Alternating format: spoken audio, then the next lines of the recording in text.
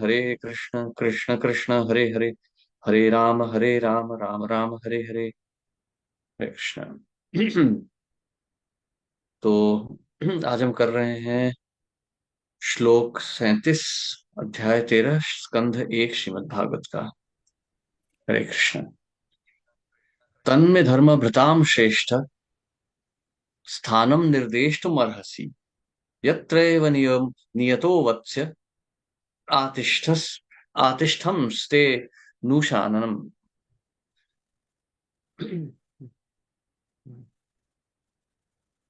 कृष्ण। हाँ। हरे कृष्ण प्रभु जी। प्रभु जी, अध्याय भी अध्याय 17 है, 13 नहीं है। एक 17 हाँ 37। हाँ, 17, सॉरी अध्याय 17। हाँ। श्लोक शब्दार्थ। श्लोक संख्या 38 38 होना चाहिए। 37 हो गया। 37 हो गई है। जी। प्रभु जी, कल 37 लिया नहीं था ना, इसलिए आज 37 ले रहे हैं। कल वसंत पंचमी पे हुई थी क्लास। अच्छा अच्छा। 37 ही है। तो अनुवाद और तात्पर्य शिल प्रभुपाद द्वारा। अतएव हे धर्म रक्षकों में श्रेष्ठ, कृपा करके मेरे लिए कोई स्थान मेरे मेरे लिए कोई स्थान निश्चित कर दें जहां मैं आपके शासन के संरक्षण में स्थायी रूप से रह सकूं। तात्पर्य। कली ने महाराज परीक्षित के को धर्म रक्षकों में श्रेष्ठ कहकर संबोधित किया, क्योंकि राजा उस व्यक्ति को मारने से रुक गए जिसने उनकी शरण ग्रहण कर ली थी। किसी शरणागत जीव को समस्त सुरक्षा प्रदान की जानी चाहिए, भले ही वह शत्रु क्यों ना हो। यही धर्म का नियम है। अतएव हम कल्पना कर सकते हैं कि भगवान अपने शरणागत व्यक्ति को किस तरह का संरक्षण प्रदान करते होंगे, जो उनकी शरण में शत्रु रूप में नहीं बल्कि सेवक के रूप में आया हो। भगवान शरणागत की समस्त पापों तथा पाप कर्मों के फलों से रक्षा करते हैं। भगवत गीता 18:66। हरे कृष्ण। छोटा सा तात्पर्य है, परंतु इसका अर्थ बहुत गूढ़ है। तो क्योंकि थोड़ा सा छोटा ही है तात्पर्य, तो थोड़ा सा हम इसका विश्लेषण ले सकते हैं। तो यहाँ इस संदर्भ में मैं एक बात बताना चाहूंगा आपको कि आप यदि श्रीमद् भागवतम या कोई भी शास्त्र पढ़ें, तो आप पाएंगे कि उन शास्त्रों में बहुत से अर्थ होते हैं। यदि आप देखें तो लगभग हर ही शास्त्र के ऊपर हर आचार्य ने टिप्पणी दी है। और यदि आप उन टिप्पणियों पे ध्यान देंगे तो आप पाएंगे कि थोड़े थोड़े अंतर निकल के आते हैं। विशेष करके भगवत गीता आप पढ़ेंगे तो कम से कम पांच जो है उसके ऊपर पांच प्रमुख टिप्पणियां दी गई हैं। चार वैष्णव आचार्यों की और पांचवी शंकराचार्य की। और इन टिप्पणियों को यदि आप पढ़ेंगे तो इनमें भी काफी अंतर आता है। हम ऐसा सोचेंगे कि सभी वैष्णव हैं, सभी नारायण के उपासक हैं, तो सबकी एक ही प्रकार की विचारधारा होगी। तो ऐसा नहीं है, थोड़ा अंतर अवश्य आता है। तो इसमें समझना यह जो है बहुत महत्वपूर्ण है कि एक आचार्य जो टिप्पणी दे रहे हैं वो किस उद्देश्य से दे रहे हैं और वो क्या अर्थ निकाल के लाना चाहते हैं। तो यदि इसी प्रकार से यदि हम उस उद्देश्य को पकड़ पाए, तो ही हम वो आचार्य की जो जो दी हुई टिप्पणी है उसको समझ पाएंगे। तभी हम अर्थ को समझ पाएंगे। अक्सर ऐसा होता है कि भक्तगण जो है वो पढ़ते तो है शास्त्र, परंतु भटकते चले जाते हैं।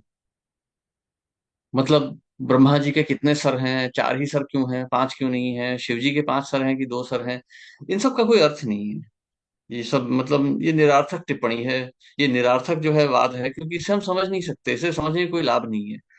नारायण कितने बड़े हैं, वो क्या करते हैं, खाते पीते हैं कि नहीं करते हैं। तो इस प्रकार के जो शब्दार्थ हैं, जो अर्थों को हम निकालना चाहते हैं तात्पर्य से, उससे उसका कोई लाभ नहीं होता। क्योंकि शास्त्रों का उद्देश्य केवल एक है, आचार्यों का उद्देश्य केवल एक है, हमें माया के चंगुल से छुटकारा दिलाना। बस। यदि माया से हमें छुटकारा मिल गया तो उद्देश्य सफल है, नहीं तो हम व्यर्थ में हम अपना समय बर्बाद कर रहे हैं। तो उसी प्रकार से यदि आप शिला प्रभुपाद के तात्पर्यों को बहुत ध्यान से पढ़ेंगे तो आपको एक दो अर्थ निकल के आएंगे और वो बहुत गहरे होंगे। तो यदि हम इसी तात्पर्य को पकड़ें तो यहाँ पर देखिए शिला प्रभुपाद जो है 18.66वें श्लोक के को का यहाँ पर निर्देशन दे रहे हैं। सर्वधर्मान परित्यज्य माम एकम शरणम व्रज। अहम त्वाम सर्व पापेभ्यो मोक्षयिष्यामि मा शुचः। अब क्योंकि यह श्रीमद् भागवत है तो यहाँ पर अब प्रभुपाद हर चीज का विश्लेषण नहीं देंगे, तो हमें स्वयं की थोड़ी बुद्धि लगानी होगी कि हम इस श्लोक की तरफ ज्यादा ध्यान दें और इसे समझने का प्रयास करें। इस प्रकार से यदि हम चलें तो हम जो ये शास्त्रों की गुत्थियां हैं इनको बहुत सरलता से सुलझा पाएंगे। इसको समझने का प्रयास कीजिए। शास्त्रों में बहुत सी गुत्थियां हैं।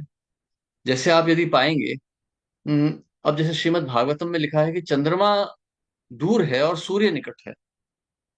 आज भी बहुत से भक्त हैं जो भक्ति में तो हैं परंतु इसी गुत्थी में जो उलझे रहते हैं कि नहीं, भागवतम में ऐसा क्यों लिखा है, और श्रील प्रभुपाद ने ऐसा क्यों कहा कि भक्त जो थे, जो मनुष्य है वो कभी चंद्रमा पे नहीं पहुंचा।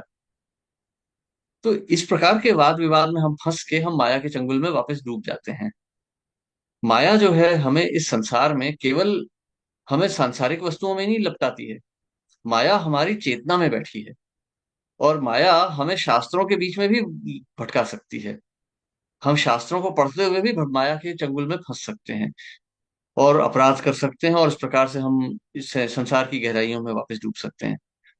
तो यदि हम आचार्य के दिए हुए जो मार्गदर्शन है उसका पालन करें, मार्गदर्शकों का पालन करें, तो हमें संसार से शीघ्र ही मुक्ति प्राप्त हो सकती है। इस बात का ध्यान रखना बहुत आवश्यक है। ठीक है। तो हम आगे बढ़ते हैं। तो 1866 में ऐसा क्या लिखा है जो श्रील प्रभुपाद जिसके बारे में हमें बताना चाह रहे हैं। तो देखिए, एक मिनट, हाँ क्षमा कीजिएगा। हम्म,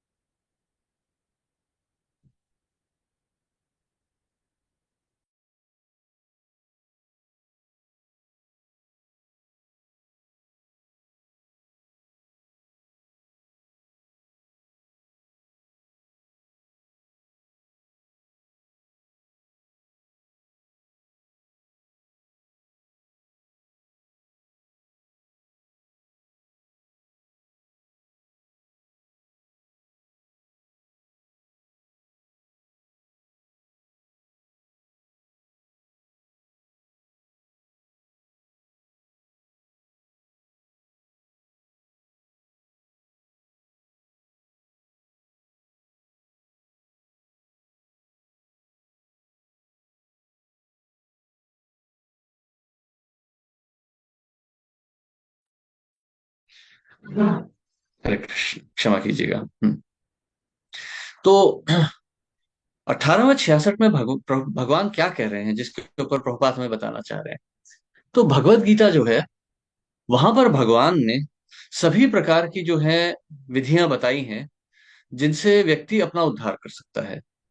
कर्म, ज्ञान, सांसारिक सामाजिक जो हमारी जो जो धर्म होते हैं उन सब का।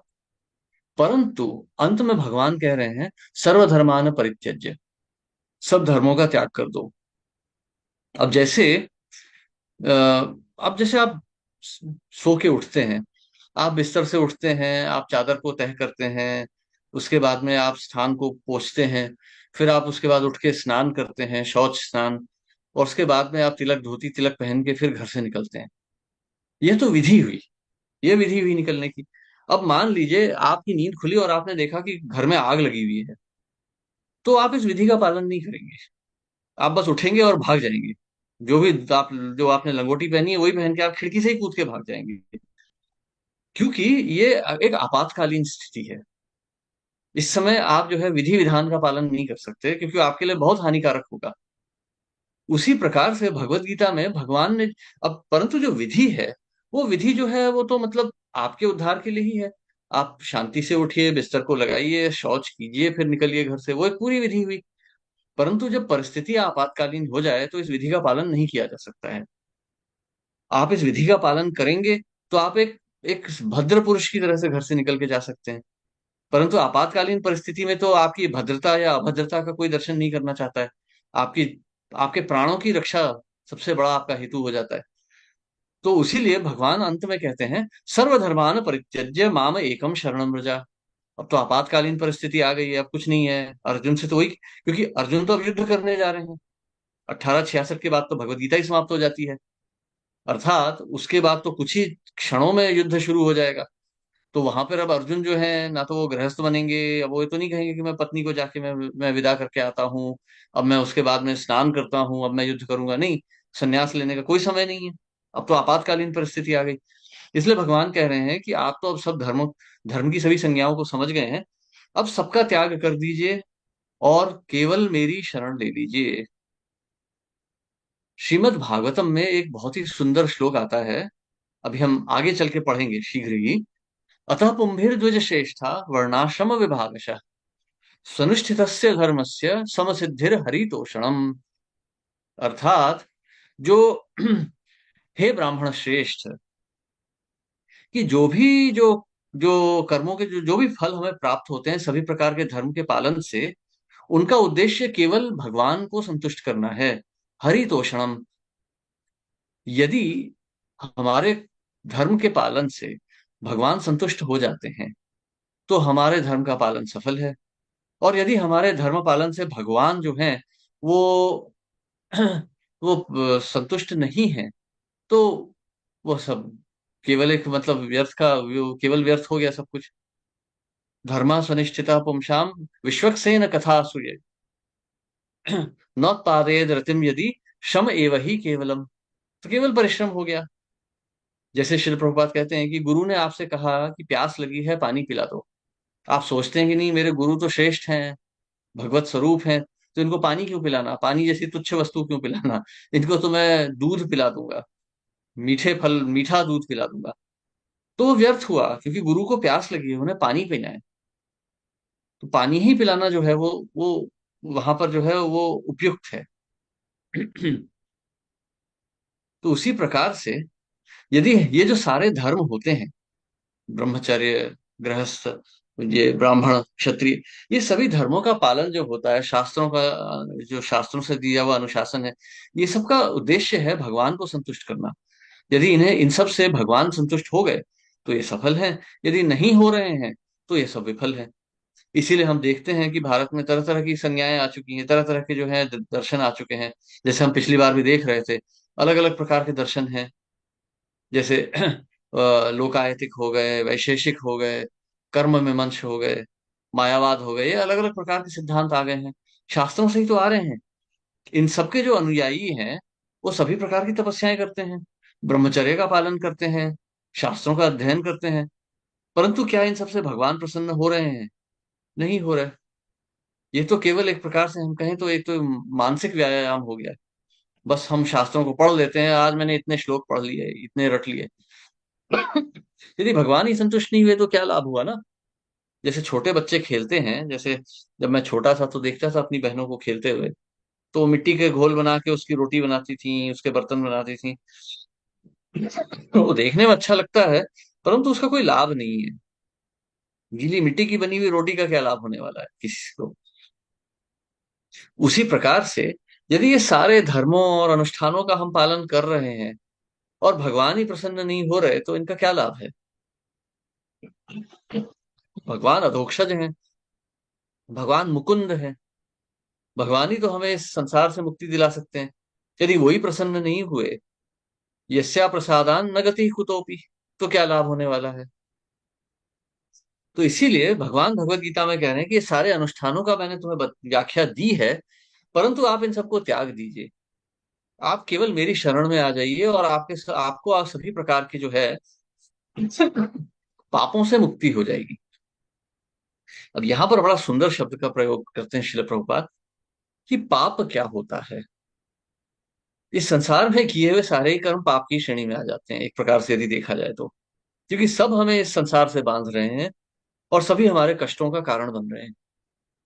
यदि हम ध्यान से देखें, इस संसार में किए हुए पुण्य भी जो हैं वो हमें संसार से ही बांधते हैं।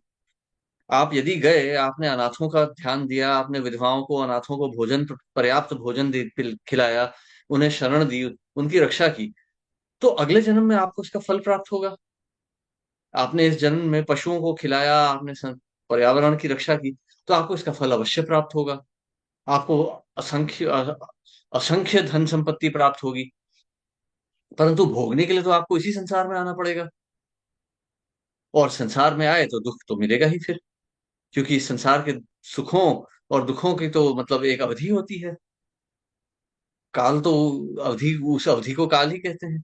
तो यदि मतलब आप इस प्रकार से सोचिए, जैसे एक आपने कोई बहुत ही सुंदर स्त्री से विवाह कर लिया, अत्यंत सुंदर, कोई स्वर्ग की अप्सरा समान, उसकी भी आयु तो है ही। एक समय में तो वो भी बूढ़ी होगी, एक समय में तो उसे भी शरीर त्यागना होगा, एक समय तो हमें भी शरीर त्यागना होगा। भले ही हम कितने ही सुंदर हृष्ट पुष्ट क्यों ना हो, ये शरीर तो जर्जर होके एक दिन समाप्त हो ही जाएगा। तो फिर क्या सुख है इस संसार में? जैसे माताएं जो हैं शिव जी की आराधना करती हैं, सोमवार को जाके शिव जी को दूध चढ़ाती हैं, एक बहुत ही मतलब एक सुशील व्यक्ति से विवाह हो, परंतु उसका परिणाम क्या होता है? वो सुशील व्यक्ति तो सुशील रहेगा ही, कुछ समय तक रहेगा, फिर बूढ़ा होकर उसकी भी मृत्यु होनी ही है। तो इसका क्या लाभ होने वाला है? इसीलिए इस संसार में किया हुआ जो भी कर्म है, वो दुखों का ही कारण बनता है। जैसे श्री चैतन्य महाप्रभु कहते हैं, द्वैते भद्रा भद्र ज्ञान, यही सब सब मनोधर्म। यहाँ पे भद्र अभद्र सब मनोधर्म है। संसार में सभी अभद्र है। संसार की पाई हुई हर वस्तु दुख का ही कारण बनेगी। केवल एक इसमें जो हम कहेंगे, एक प्रकार से इसमें एक जो प्रावधान है वो है कि भक्ति करना। भगवान का स्मरण, भक्तों का स्मरण जो है संसार में, वही केवल हमारी मुक्ति का कारण है। बाकी सब जो है संसार में हमें बांधते ही हैं। यदि आप स्वयं ही देखिए, पारिवारिक जीवन किसके सुख का कारण बना है आज तक?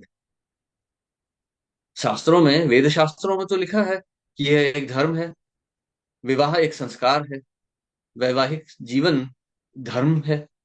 परंतु ये किसको सुख दिया है, किसको सुख मिला है इससे आज तक? पूरी रामायण हमें केवल यही बता रही है कि सांसारिक जीवन दुखों का कारण है। महाराज दशरथ सूर्यवंशी हैं। मैं है कह रहा हूं क्योंकि वे तो भगवान के पार्षद हैं, तो उनका कोई अंत नहीं होता है। तो महाराज दशरथ तो सूर्यवंशी हुए, उनके पुत्र तो स्वयं भगवान हैं। जो जो भगवान के चारों रूप हैं, उनके पुत्रों के रूप में प्राप्त हुए हैं। आप कह सकते हैं एक प्रकार से कि नंद महाराज को तो केवल कृष्ण अवतार का दर्शन हुआ, परंतु जो जो दशरथ महाराज हैं, उनके तो चारों पुत्र अनिरुद्ध, संकर्षण, प्रद्युम्न, वसुदेव हैं। परंतु क्या उन्हें सुख की अनुभूति हुई? नहीं। अपने समय आने पर तो पुत्रों से भी वंचित रह गए वो। तो यह संसार है पूरी। शिला प्रभुपाद 8वें स्कंध में, ये 9वें स्कंध में यही बताएंगे कि रामायण का जो उद्देश्य है, हमें केवल यही सिखाना है कि स्त्री संग इस संसार में दुखों का कारण बनता है। महाराज दशरथ को दुख हुआ क्योंकि उन्होंने कैकई का संग किया। कैकई को दुख प्राप्त हुआ क्योंकि उन्होंने मंथरा का संग किया। हाँ, शारीरिक संग नहीं किया, परंतु स्त्री संग तो हुआ ही, एक प्रकार से सांसारिक संग हुआ। तो उनसे उन्हें दुख की प्राप्ति हुई। उसके बाद में भगवान राम स्वयं सीता माता के संग से उन्हें दुख की प्राप्ति हुई, क्योंकि वो सीता माता से, क्योंकि वो तो एक मतलब एक एक विवाहित पुरुष की तरह से हमें दिखा रहे थे कि धर्म का पालन कैसे किया जाता है। तो उन्हें दुख की प्राप्ति हुई। रावण को स्त्री की आसक्ति थी, तो रावण को दुख की प्राप्ति हुई। और रावण के अनुयायी राक्षस थे, धर्म का पालन नहीं करते थे, तो उन्हें भी दुख की प्राप्ति हुई। अर्थात इस संसार में कोई भी प्रकार की आसक्ति रख जिसे हमें दुख की ही प्राप्ति होगी। इसलिए भगवान कह रहे हैं संसार को ही त्याग दो, सर्वधर्मान परित्यज्य माम एकम शरणम व्रज। तो सभी पापों से भगवान हमें मुक्ति दिला देते हैं। सबसे बड़ा पाप तो यही है कि हम इस शरीर में प्राप्त बैठे हुए हैं, इस शरीर को हमने अपना आप को मान लिया है। यही हमारा सबसे बड़ा पाप है। परंतु भगवान जो है बहुत ही दयालु हैं। वो ये कह रहे हैं कि आपको और कुछ करने की कोई आवश्यकता ही नहीं है। आप केवल जो है सब धर्मों का त्याग कर दीजिए, और इस प्रकार से अवश्य रक्षिते कृष्ण, इस प्रकार से विचार कीजिए कि भगवान मेरी रक्षा करेंगे। भगवान कह रहे हैं ना, मया दक्षिण प्रकृति श्रूयते सचराचरम। हमें इस संसार में भय किसका है? हमें भय तो प्रकृति का ही है ना। यदि हमारा कोई शत्रु भी है, यदि आज हम सोचे कि हमारा शत्रु हमारी हत्या कर सकता है या कुछ करेगा, तो हमारा शत्रु क्या है? वो भी तो इस संसार का ही एक एक उत्पाद है। वो संसार, उसका शरीर भी तो हाड़ मांस का ही बना है, जो प्रकृति का ही अंश है। और यह प्रकृति तो भगवान के निर्देशन से चल रही है। तो इससे किसी की तो, यदि भगवान नहीं चाहते हैं हमारी हानि हो, तो हमारी हानि कौन कर सकता है? इस संदर्भ में एक छोटी सी कथा है। शास्त्रों से तो नहीं है, परंतु मतलब किस प्रकार से प्रकृति चलती है। हमारे एक चाचा जी हुआ करते थे, तो उनके स्कूल मास्टर उन्हें बहुत पिटाई लगाते थे। आज से बहुत वर्षों पहले की बात है, तो बहुत मार खाते थे वो अपने मास्टर से। एक दिन वो स्कूल जा रहे थे तो उन्हें याद आया कि आज वो अपना होमवर्क करना भूल गए हैं, और वो बहुत डर गए कि आज तो जबरदस्त पिटाई लगेगी। तो उन्होंने, छोटे बालक थे कुछ 5-6 वर्ष के, तो पहाड़ में थे, मतलब कुमाऊं के पहाड़ों में रहते थे। तो वहां उन्होंने प्रार्थना की कि हे भगवान, इस दुष्ट को मार दीजिए।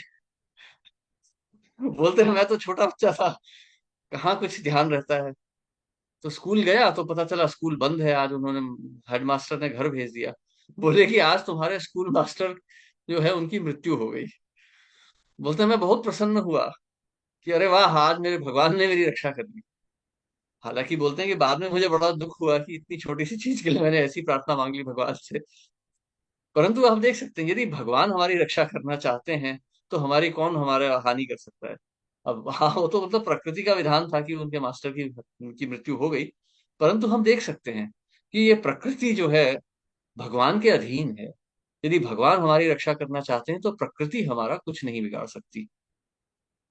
ये धर्म अनुष्ठान उनके लिए हैं जिन्हें भगवान का पूर्ण आश्रय नहीं प्राप्त हुआ है, जिन्हें भगवान में पूर्ण श्रद्धा नहीं है और वो प्रकृति की शरण ले रहे हैं। उनके लिए सब धार्मिक जो है प्रावधान है।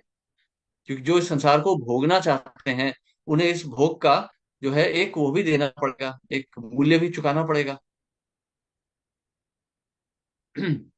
तो इस प्रकार से हम देख सकते हैं कि भगवान की शरण लेना अनिवार्य है। यदि हम भगवान की शरण नहीं ले रहे हैं तो हम इस संसार से नहीं बच सकते। परंतु भगवान असीम कृपालु है। भगवान की कृपा की कोई सीमा नहीं है। भगवान हमारी अवश्य रक्षा करना चाहते हैं हर क्षण। तो भगवान, जैसे द्रौपदी जब तक स्वयं की रक्षा करना चाह रही थी, दुशासन उनके वस्त्र खींचता जा रहा था। लेकिन जब उन्होंने पूर्ण आत्मसमर्पण कर दिया, जब उन्होंने हाथ खड़े कर दिए भगवान के आगे, तब भगवान ने जो थे, भगवान ने उनकी रक्षा की, तुरंत उनकी रक्षा कर दी। तो यहां पर एक यही है कि हमें स्वयं के ऊपर जो है, देखिए, अब भगवान पे पूर्ण विश्वास तो एक क्षण में आने नहीं वाला है।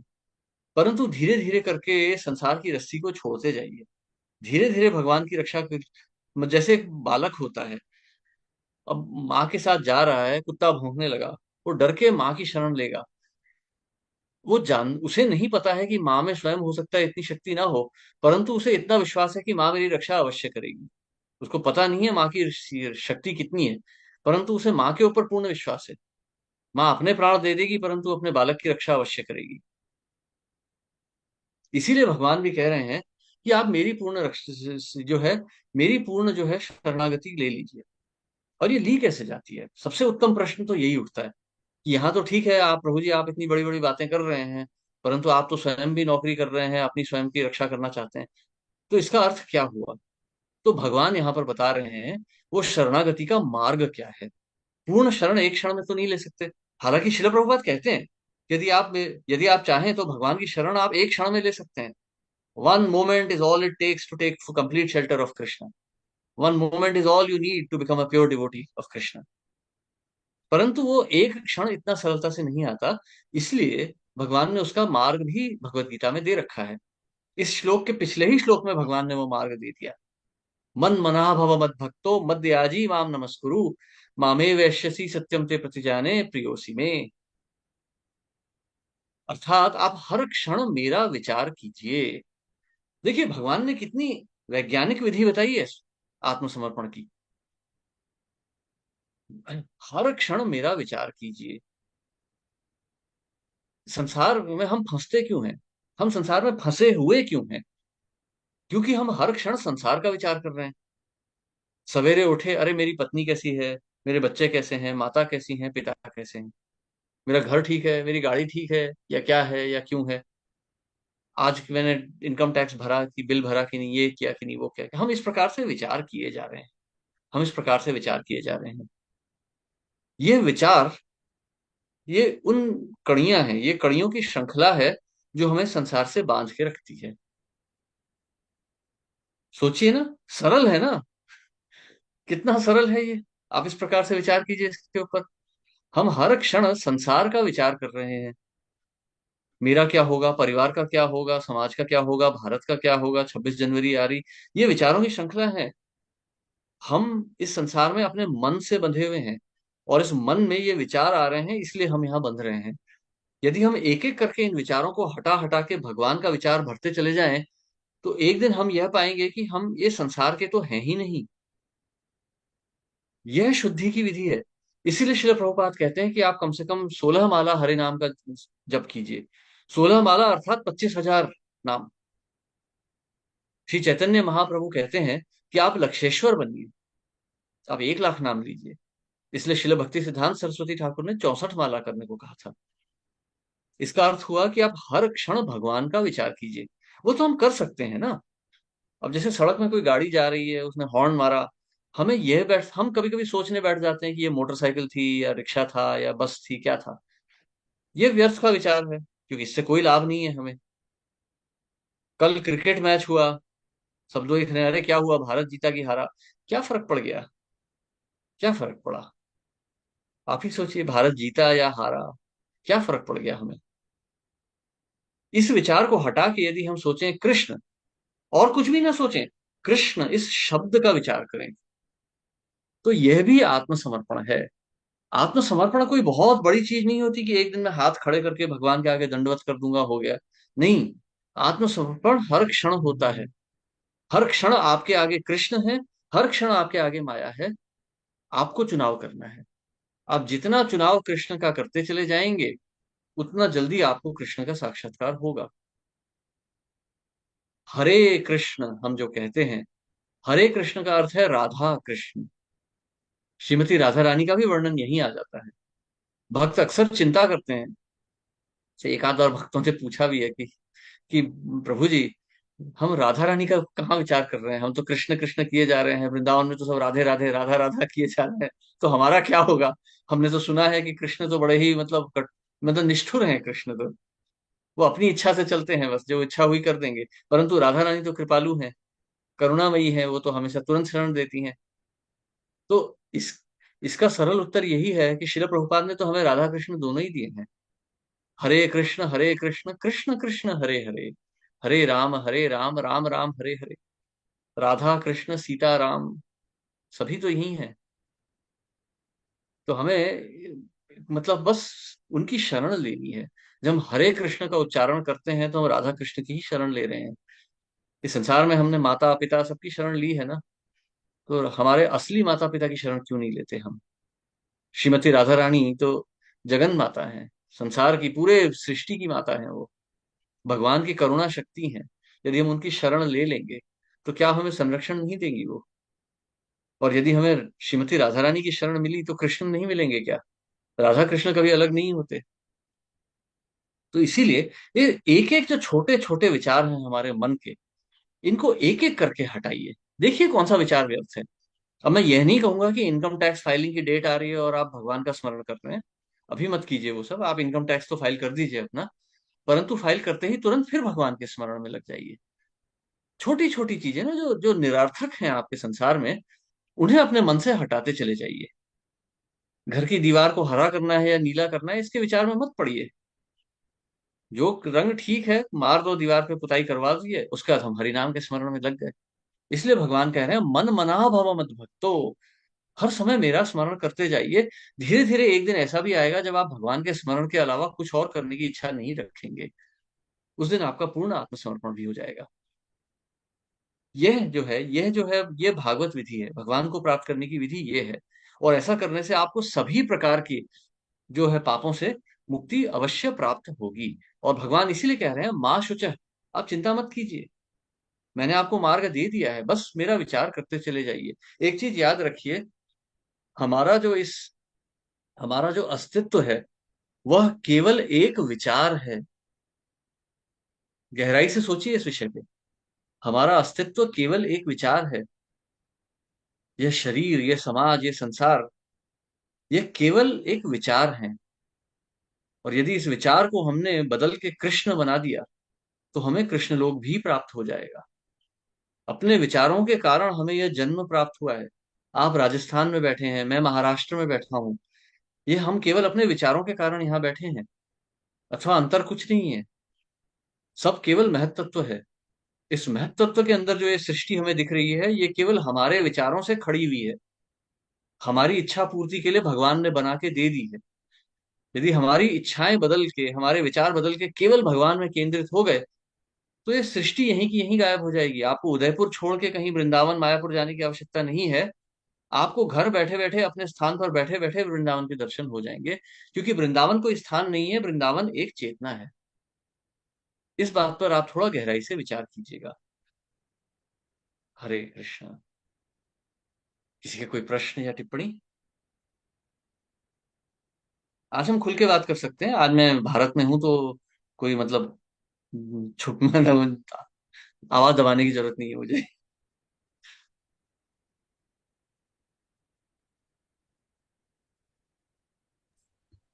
हरे कृष्णा। यस। आनंद राम प्रभु। हरे कृष्णा प्रभु जी, दंडवत प्रणाम। धन्यवाद, आपने वापस काफी बढ़िया सेशन दिया है। प्रभु जी, शुरुआत का उदाहरण जैसे आपने बताया कि हम एक आपातकालीन सिचुएशन में हैं, इमरजेंसी सिचुएशन में हैं, और इसलिए भगवान ने चैतन्य महाप्रभु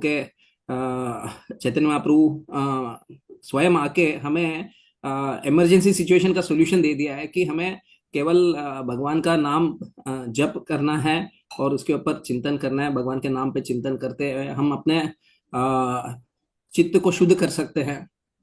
हम्म। मतलब ये जानते हुए भी जब हम सुनते हैं हम रिलेट कर पाते हैं कि इमरजेंसी सिचुएशन है, बट जैसे हम अपना जीवन में रहने लगते हैं, तो फिर वापस हम्म। वो वही डोमेन में चला जाता है कि 2 घंटा चैंटिंग करना है, आधा 1 घंटा प्रभुपाद का पुस्तक पढ़ना है, और कुछ सुनने को टाइम मिला तो कुछ लेक्चर सुन लेना है, और बाकी हम लोग अपने क्रम में लगे रहते हैं, और ये कई समय तक चलता है, सालों साल ऐसे ही चला जाता है। तो इसमें प्रोग्रेसिव थॉट कैसा रहेगा? मतलब फिर ये क्या हम प्रोग्रेस हो रहे हैं कि नहीं हो रहे हैं? कई बार हम्म। मैं देखा हूँ कि अभी ये ऑलमोस्ट लगभग 10-15 साल के ऊपर हो गया है कि अभी यही चीज चल रहा है। इसके आगे हम हम्म। और कुछ कर नहीं पा रहे हैं। थोड़ा बहुत प्रचार के लिए मदद कर लिया, थोड़े सत्संग कार्यक्रम कर लिए, इसके अलावा क्या हम्म। है? What is road ahead? Hari Hari. देखिए प्रभु, मैं आपको अपने उदाहरण से ही बताता हूँ। मतलब भगवान ने तो मेरी यात्रा ही साक्षात्कार से ही शुरू की थी। मैं जब पहली बार मिला था ब्रह्मचारी से, तो उन्होंने मुझे मंदिर बुलाया, बोले आए मंदिर मिलने आ जाइए। तो मैं बहुत प्रसन्न था कि अरे वाह, अब तो मैं शुद्ध भक्त बनने जा रहा हूँ, हो गया मेरा तो उद्धार हो गया यहीं के यहीं। अब तो मतलब संसार समाप्त हो गया मेरा। तो मैं जा रहा था मंदिर। तो मतलब मैं ट्रेन से बस से उतरा और सड़क पे चल रहा था। तो मैं सोच रहा था कि मैं देखो अब शुद्ध भक्त बन गया हूँ, अब हरि नाम का ही स्मरण है मेरे जीवन में और कुछ नहीं होने वाला। तभी अचानक एक गाड़ी जो थी सिग्नल तोड़ के निकली और ऐसे ही मतलब बिल्कुल छूते हुए चली गई मुझे। तो अचानक मैं डर के ना एकदम उछल के भागा दूसरी तरफ। तो फिर मेरे विचार आया कि देखो यहाँ तो मैं एक तरफ से इतने महान विचार रख रहा हूँ, भगवान गीता भागवत सब, और यहाँ एक मामूली सी गाड़ी आई और मैं तुरंत डर गया उससे देख के। अर्थात ये चेतना तो शरीर में ही डूबी पड़ी है। चाहे मैं मन से सोच रहा हूँ कि मैं भगवान का भक्त बन गया हूँ, परंतु चेतना तो शरीर में है। डरने की क्या आवश्यकता थी? जब महाराज अम्बरीश के लिए राक्षस आया था मारने के लिए, महाराज अम्बरीश ने पलक भी नहीं झपकाई थी। वो भयंकर दैत्य उन्हें मारने जा रहा था। हम होते तो वहां शायद बेहोश हो जाते, पर महाराज अम्बरीश ने तो पलक भी नहीं झपकाई। और जिस क्षण वो उन्हें छूने वाला था, उसी समय सुदर्शन चक्र वहां पे प्रस्तुत हो गए और उन्होंने उसे मार डाला। ये शुद्ध भक्ति होती है।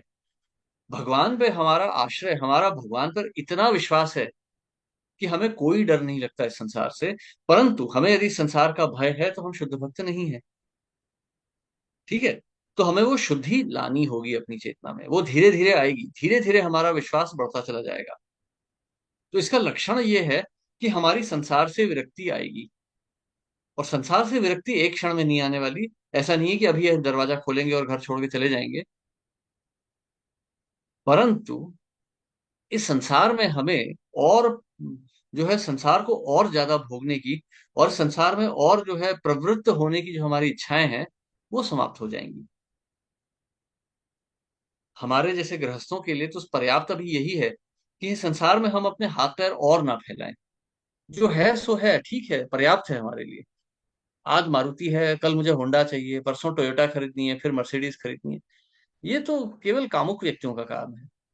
हमारे लिए ठीक है, मारुति है, वो भी हम देखें सोचें इसकी भी आवश्यकता है क्या, स्कूटर से काम चल रहा है तो चलने दीजिए, नहीं तो बस तो चलती ही है सड़कों पर। इस प्रकार से विचार जिस दिन हमारे मन में आने लग गया, समझ लीजिए हमारी भक्ति उत्तीर्ण हो रही है। सबसे पहला लक्षण यही होगा कि संसार से विरक्ति हमारी शुरू होगी और हरिनाम से आसक्ति जुड़ेगी। यह नहीं है कि मैं गाड़ी बंगला छोड़ के बैठा हूं और देख रहा हूं कि बाग कितना सुंदर दिख रहा है, चिड़ियाएं कितनी सुंदर है, नहीं। मैं हरिनाम का उच्चारण कर रहा हूँ, हरिनाम का स्मरण कर रहा हूँ। इस बात पे आप विचार कीजिए प्रभु। देखिए, मैं कोई आपको बहुत बड़ी बातें नहीं बताना चाहता कि नहीं हिमालय जाइए, संसार छोड़ दीजिए, हिमालय में जाके भगवान का विचार कीजिए, ये सब नहीं। साधारण जो हम कर सकते हैं, तो जो ठीक है, घर में अगर घर है ठीक है, उसको हमारे दादा परदादा जो थे वो तो मिट्टी में गोबर पोत के घरों में रहते थे, गोबर लिख के। हम ठीक है सीमेंट कंक्रीट के घरों में रह रहे हैं। परंतु इसका अर्थ ये नहीं कि हम अपनी जो आसक्तियां बढ़ाते चले जाएं। आज एसी लगा रहे हैं, कल हम एलसीडी टीवी लगा रहे हैं, उसके ऊपर फिर हम वो फिर उबर टैक्सी से ही घूम रहे हैं। ये सब मत कीजिए। शारीरिक आवश्यकताओं को मत बढ़ाइए। जिस दिन हमें दिखेगा कि हमारी शारीरिक आवश्यकताएं कम होती जा रही हैं, समझिए हमारी भक्ति धीरे धीरे बढ़ रही है।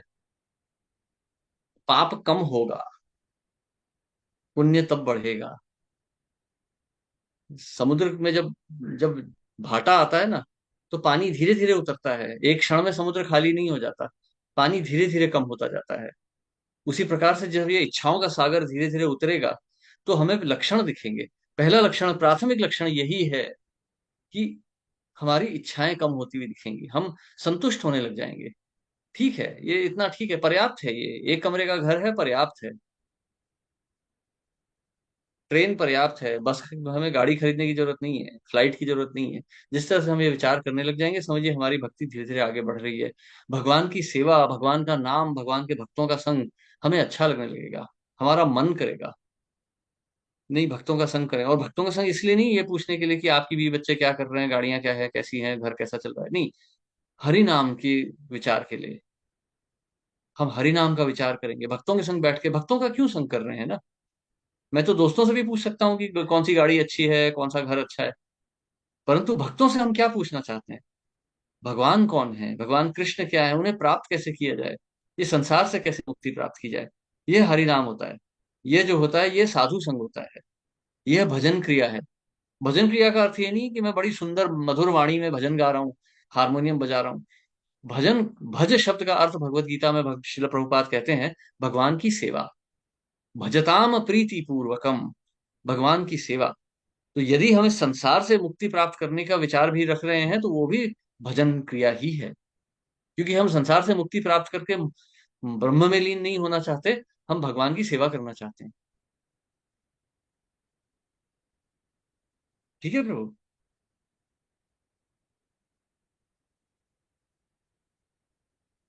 तो हाँ, राय दादा प्रभु।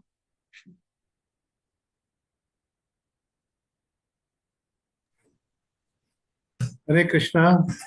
हरे कृष्ण प्रभु। स्वदेश में आपका स्वागत है। हरी हरी। आप कुछ दिन छुट्टियों में आए हैं। हाँ प्रभु, थोड़ा सा काम भी है, छुट्टियां भी हैं। आपने जो बोला ना, संसार से विरक्ति करना बहुत कठिन ये बहुत बहुत बहुत कठिन है। है। अब मतलब इसके साथ आप कह सकते हैं उत्तरदायित्व भी हो सकते हैं परिवार के प्रति, और उसको आसक्ति बोलिए या उत्तरदायित्व बोलिए। लेकिन हम्म। अभी मेरे स्वयं के हम्म। बारे में मेरा एक लंबा विवाहित जीवन चला, तो हम्म। उसको ये कहना कि मैं उनसे विरक्ति करूं बहुत कठिन है। हम्म। और जो परिवार में बच्चे और उनके बच्चे और उनसे आसक्ति तो है ही। उनसे विरक्ति बहुत बहुत बहुत कठिन है। देखिए, देखिए प्रभु, राजधानी एक्सप्रेस जो चलती है ना, दिल्ली जयपुर राजधानी, दिल्ली मुंबई राजधानी, वो गाड़ी तकरीबन 3,000 टन की होती है। और यदि उस जब वो पूर्ण गति से चल रही है, मतलब भारत में करीब 120 किलोमीटर की गति से चलती है, जब उसे इमरजेंसी ब्रेक मारी जाती है ना, वो 300 मीटर तो कम से कम लेगी रुकने के लिए। 300 मीटर, मतलब हमें चलने में ही करीब 5 मिनट लगेंगे उतना। तो आप समझ लीजिए कि, देखिए, बड़ी गाड़ी है, वजन है, ये हमारे प्रारब्ध है, ये इतनी जल्दी नहीं छूटने वाले। इसीलिए भगवान ने सरल मार्ग दिया है, मन मना भव मत भक्तो। जैसे अब आप ये प्रश्न पूछ रहे हैं, मैं आपसे यही उत्तर दूंगा कि देखिए, आप ठीक है, आपका परिवार है, आपकी पत्नी है, भाई बहन है, मतलब इस आयु में तो माता पिता तो किसी के नहीं होते हैं। बिरला ही कोई होगा जो इतना मतलब भाग्यशाली होगा जिसके माता पिता इस आयु तक रह जाएंगे। तो विचार तो उनका आएगा ही। अब उनसे प्रेम किया है ना, तो हमने संसार से प्रीति की है, इसलिए संसार का विचार आ रहा है। तो भगवान इस संदर्भ में क्या कह रहे हैं, व्यासदेव क्या कह रहे हैं? कामस्य नेन्द्रिय प्रीतिर लाभो जीवेत यावता, जीवस्य तत्व जिज्ञासा नर्थो यश्चेह कर्म भी। अर्थात संसार से प्रीति मत कीजिए, कर्तव्य है उनका पालन कीजिए। प्रीति स्वाभाविक है। अपनी माँ से कौन प्रेम नहीं करेगा? कोई राक्षसी होगा जो अपनी माता से प्रेम नहीं करता होगा? वो स्वाभाविक है। परंतु त्यागना तो पड़ता ही है एक दिन। और कितनी सरलता से लोग त्याग देते हैं। एक पुरुष को जब एक सुंदर स्त्री दिखती है तो अपनी माता को भी त्याग देता है। क्या करें माता, क्षमा कीजिएगा, ये मेरी पत्नी नहीं चाहती आपका संग। ठीक है, छोड़ दिया। अरे, जिसने जन्म दिया, जिसने इतना प्रेम दिया, निस्वार्थ प्रेम दिया, हम उसका संग त्याग देते हैं एक सुंदर स्त्री का चेहरा देख के। और हम कहते हैं कि नहीं, हम भगवान के लिए संसार को नहीं त्याग पा रहे। ये केवल एक मनोधारणा है हमारी। परंतु इसका भी प्रावधान है। सुंदर स्त्री का सौंदर्य हमें आकर्षित करता है, इसलिए हम माता पिता को त्याग देते हैं। तो भगवान का सौंदर्य जब दिखेगा तो हम सुंदर स्त्री को भी त्याग देंगे। तो भगवान का सौंदर्य दिखेगा यदि हम भगवान का नित्य स्मरण करें। तो अभी यदि एक प्रैक्टिकल आंसर आप यदि पूछें प्रभु, तो मैं यही कहूंगा कि अनर्थ विचारों को मन से निकाल दीजिए। अब ठीक है, पत्नी भाई बहन का विचार नहीं निकाल सकते मन से, ठीक है, मत निकालिए। परंतु बाकी फालतू विचार निकाल दीजिए। क्रिकेट में क्या हो रहा है, राजनीति में क्या हो रहा है, वो सब छोड़ दीजिए। वो संसार है, अपने नियमों से चलता रहेगा। जैसे मैं जानता हूं आपको भारत देश से बहुत आसक्ति है, रहने दीजिए ना। आप विचार करें या ना करें, भारत को कुछ थोड़ी ना हो रहा है। रहने दीजिए। आप, आपको भारत से ही प्रेम है तो वृंदावन मथुरा का विचार कर लीजिए, वो भी भारत का ही अंश है। तो आप विचार कीजिए कि मथुरा कितना सुंदर है, मायापुर कितना सुंदर है, नीलाचल क्षेत्र कितना सुंदर है, उसका विचार कीजिए। ये दिल्ली बंबई राजस्थान को याद करके क्या मिलने वाला है? अपने विचारों की दिशा मोड़िए। अपनी इच्छाओं की जो दिशा है, माया से हटा के भगवान की तरफ कर दीजिए। कामस्य नेन्द्रिय प्रीतिर लाभो जीवेत यावत। अपनी जो इच्छाएं हैं, वो संसार से हटा के भगवान की तरफ कर दीजिए। मोदी जी क्या कर रहे हैं उनको करने दीजिए। भले हैं बुरे हैं, उनसे क्या फर्क पड़ गया? आप भगवान का विचार कीजिए। वो अपने कर्मों के अनुसार चलेंगे, आप अपने कर्मों को भगवान की तरफ मोड़ दीजिए। छोटी सी बात है ना।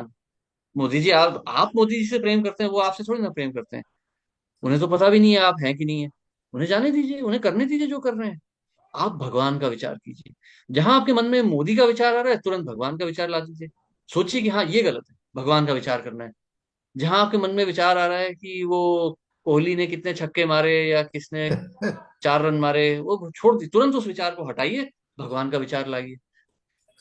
जहां आप सोच रहे हैं कि मारुति अच्छी है या होंडा अच्छी है, उस विचार को हटाइए, तुरंत भगवान का विचार लाइए। ये प्रैक्टिकल टिप्स हैं।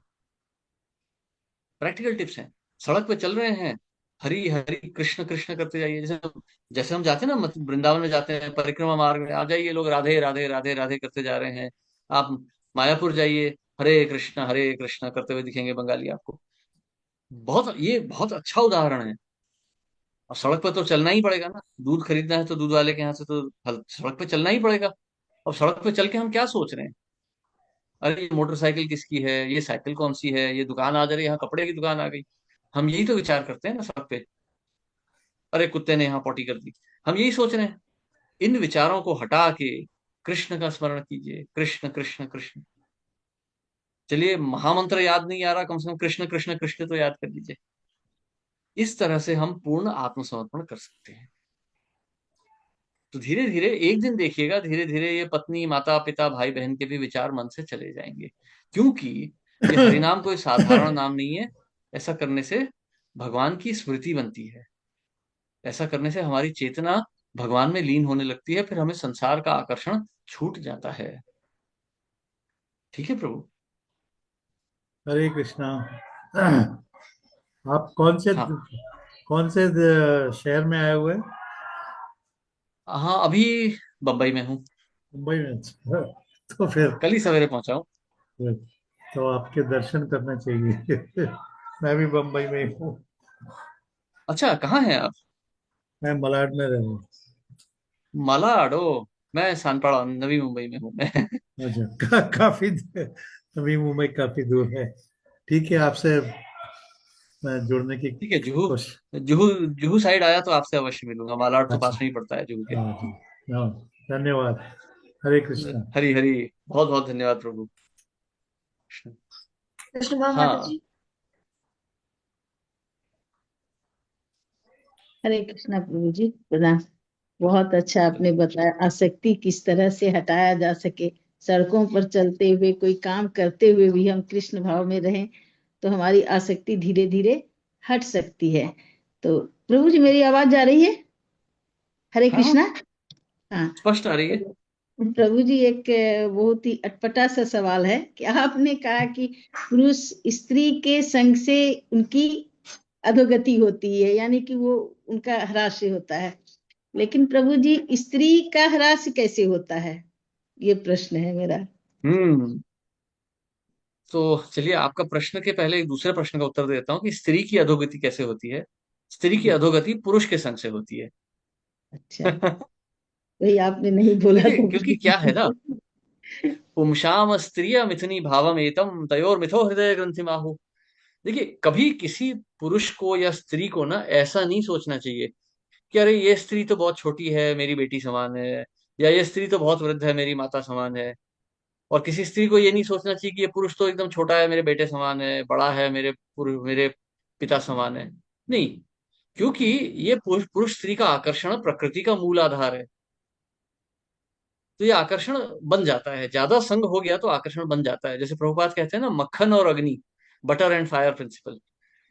तो मक्खन यदि अग्नि के पास रहेगा तो पिघलेगा ही एक ना एक दिन।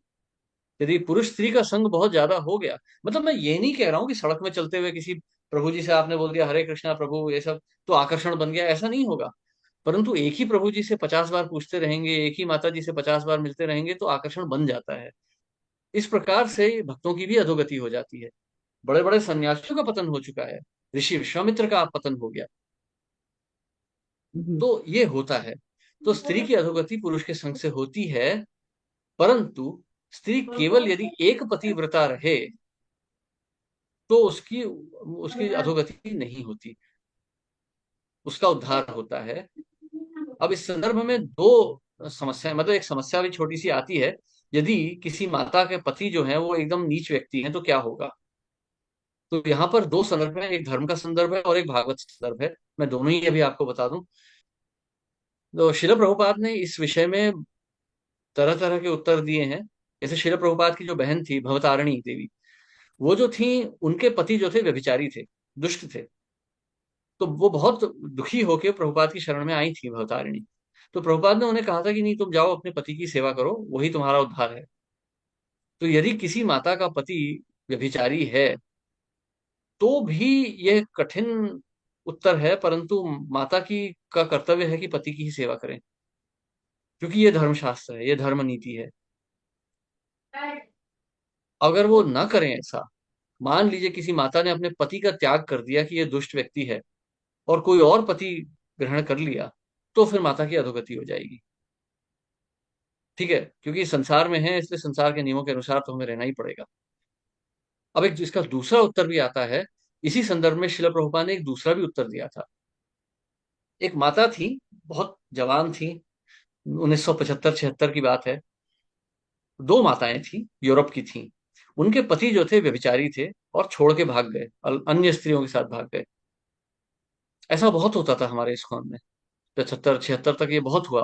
अभी भी काफी चलन है पश्चिमी देशों में कि व्यक्ति भाग जाते हैं अपनी पत्नियों को त्याग के नई नई लड़कियों के साथ। तो वो माताएं प्रभुपाद की शरण में आई, उन्होंने कहा कि अब बताइए प्रभुपाद हम क्या करें। तो प्रभुपाद ने उनसे कहा कि देखो, अब तुम दूसरा पति मत ढूंढो।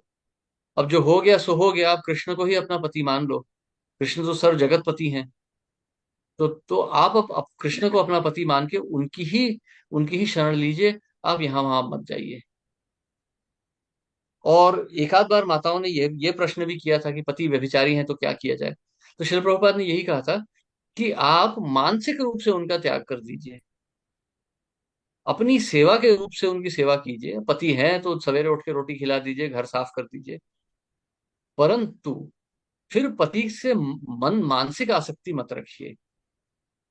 फिर ये नहीं कि अरे ये मेरे पति हैं कितने बढ़िया हैं ये सब है, नहीं वो मत कीजिए। स्वाभाविक है, परंतु उस स्वाभाविक को हटाइए, नहीं तो आपकी अधोगति होगी। क्योंकि पत्नी का तो वही प्राप्त हुआ जो कि उनके पति का मार्ग है। तो इस संदर्भ में सबसे बड़ा उदाहरण आता है मंदोदरी का। मंदोदरी जो थी वो सत्यवती, वो बहुत वो थी, मतलब पतिव्रता थी। हालांकि रावण तो राक्षस था, व्यभिचारी राक्षस, परंतु मंदोदरी जो थी वो पतिव्रता थी। इसीलिए जब रावण का वध हुआ तो भगवान राम ने मंदोदरी की प्रशंसा की। और पतिव्रता होने के कारण उनकी धर्मनिष्ठा इतनी थी मंदोदरी की कि मंदोदरी ने धार्मिक उपदेश दिए थे रावण को कि हे रावण, तुम इतने ही कामुक हो तो इतनी स्त्रियां तो हैं तुम्हारे महल में, उनका संग कर लो। तुम स्वयं भागवती, स्वयं लक्ष्मी देवी को क्यों हाथ लगाना चाहते हो?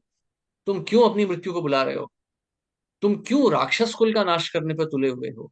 अपनी केवल एक वासना के लिए तुम पूरे राक्षस कुल का नाश क्यों करना चाहते हो? इस प्रकार से उन्होंने उपदेश दिए थे अपने पति को, और इसीलिए भगवान राम ने उनकी प्रशंसा की। तो एक पत्नी का कर्तव्य है, मतलब यदि मैं आपको इसी संदर्भ में बताऊं, क्योंकि ये थोड़ा सा एक्सपीरियंस भी है इस विषय में, इसलिए मैं आपको बता रहा हूँ। माताओं को जो जो विशेष करके भक्ति में आ गई हैं, जिनके पति भक्त नहीं है, मैं यही सलाह दूंगा। मतलब कोई मैं बहुत बड़ा ज्ञानी नहीं हूँ, यही सलाह दूंगा कि आप अपने पति की सेवा कीजिए, पर मानसिक रूप से अपने आप को विरक्त कर लीजिए। मन भगवान को, हृदय भगवान को, बुद्धि पति को। ठीक है, उसके कपड़े प्रेस करने हैं कर दिए, उसको खाना खिलाना है खिला दिया, घर साफ करना है कर दिया, परंतु जानिए कि उस व्यक्ति का कोई सदगति तो होने नहीं वाली है। क्योंकि पत्नी की भक्ति से पति को कोई लाभ नहीं है। पति यदि शुद्ध भक्त है और पत्नी जो है केवल पतिव्रता है, तो भी उसको कम से कम ब्रह्म निर्वाण प्राप्त हो जाएगा। लेकिन पत्नी यदि शुद्ध भक्त है और पति दुष्ट है, तो पत्नी को तो भगवान प्राप्त होंगे, पति की तो अधोगति ही होगी। पति तो नरक ही जाएगा। तो पत्नी पति का कुछ उद्धार नहीं कर सकती है यदि पति स्वयं हरि नाम ग्रहण न करे। तो आप पति की सेवा कीजिए, क्योंकि ये धर्म है। जैसे हम गाड़ी को करते हैं ना, गाड़ी तो गाड़ी ही है, सड़क पर चलती है हम, लेकिन उसे रखते हैं संभाल के। बस पति को वैसे ही रखिए, परंतु हृदय मत लगाइए, नहीं तो अधोगति में जाएगी। हृदय केवल भगवान के लिए, बुद्धि संसार के लिए। थैंक यू प्रभु जी, हरे कृष्ण, बहुत अच्छा। हरे कृष्णा। हाँ जी, और किसी का कोई प्रश्न है? हाँ माता जी, आपने हैंड रेज किया था। हाँ हाँ। हाँ माता जी, हरे कृष्णा। हरे कृष्णा प्रभु जी, प्रणाम। प्रणाम। प्रभु जी, एक्चुअल मेरा क्वेश्चन जो अभी माता जी ने पूछा वही था, स्त्रियों के दुख का कारण। मगर और एक क्वेश्चन है मेरा। जैसे अब हम, मतलब हमारे यहाँ से, जैसे मंदिर में पूना में रहती हूँ, पूना से एनवीसीसी हम्म जाती हूँ, मगर महीने में एक बार जा पाती हूँ। मन करता है हर वीक जाऊं, मगर नहीं जा सकती। जैसे और भक्तों का संग भी बहुत कम मिलता है। और फिर इस बात का बहुत, मतलब ऐसा दुख होता है कि जो भक्ति में आगे बढ़ना चाहिए उतना, मतलब स्पीड से नहीं बढ़ रहे। और कुछ हम्म मेडिकल रीजन आते हैं तो समझो मैं बैठकर 16 माला करती हूँ तो डॉक्टर मना करते हैं जैसे ही, मगर कंसंट्रेशन भी नहीं कर सकती हूँ। ऐसी स्थिति में हम्म। क्या करे प्रभु जी? और बहुत दुख होता है, मतलब बहुत बुरा लगता है। आपको क्या अच्छा लगता है? मुझे माला करना अच्छा लगता है, मंदिर जाना भी अच्छा लगता है, मुझे भक्ति करना अच्छा नहीं, लगता है। एक्चुअली घर में करती हुई भी, गृह की पूजा करती हूँ, भोग लगाती हूँ, मतलब सब, मतलब जो घर की विधि वो तो सब करती हूँ। मगर जैसे बैठ के ही माला करना है मुझे कॉन्सेंट्रेशनली, वो नहीं कर सकती। जैसे डॉक्टर ने बताया कि आप नहीं बैठ सकती इतनी नहीं देर नहीं, भी। वो नहीं नहीं माता जी, वो छोड़ दीजिए। मैं आपसे एक सरल हाँ। प्रश्न पूछ रहा हूँ, बहुत सरल। यदि भक्ति हटा दी जाए जीवन से, आपको क्या अच्छा लगता है? मतलब दाल भाकरी अच्छी लगती है, वड़ा पाव अच्छा लगता है, क्या अच्छा लगता है? मुझे जो भगवान को जो भी भोग लगाती हूँ अच्छा लगता है। नहीं नहीं, मतलब जैसे क्या अच्छा लगता है, जैसे मैं अपना उदाहरण देता हूँ। मुझे ना ट्रक और बस बहुत पसंद आते हैं। मतलब आंख बंद करके, क्योंकि सड़क से ट्रक गया ना, मैं आपको उसका मॉडल वॉडल सब बता दूंगा। ओके। क्योंकि ये ना हृदय में बसी हुई चीज है। ओके। जब ट्रेन जाती है ना, अभी मैं बताता हूँ, अभी हम जैसे घर पहुंचे थे तो रात के 2 बज रहे थे। तो हम्म। अचानक ना वो यार्ड में ट्रेन चली। तो किसी ने हॉर्न मारा यार्ड में, तो मुझे अचानक याद आया, अरे ये तो ईएमयू चल रही है। मतलब स्वाभाविक स्मरण हो गया, ऐसा नहीं था कि मैं जाके देखा कौन सी ट्रेन है, किसी से पूछा नहीं। ये हमारा मतलब मन से ही निकल आई ये बात। देखिए, जहां हमारा मन लगा होगा ना, वहां हमारा कंसंट्रेशन अपने आप आ जाता है। जब पिक्चर चलती है, जैसे मान लीजिए कोई पिक्चर आ गई, सलमान खान दबंग आ गई, तो कोई ये नहीं बोलता कि अरे मेरा मन नहीं लग रहा है, मैं कोशिश तो कर रहा हूँ लेकिन देख नहीं पा रहा हूँ। नहीं, जो बैठे हैं सब बड़ा एक टक देखेंगे उसको, क्योंकि मन लगा हुआ है। जैसे प्रभुपाद ये उदाहरण देते हैं, जैसे कोई पुरुष होता है ना, किसी स्त्री से प्रेम करता है, तो वो स्त्री का विचार उसके मन में हमेशा रहता है।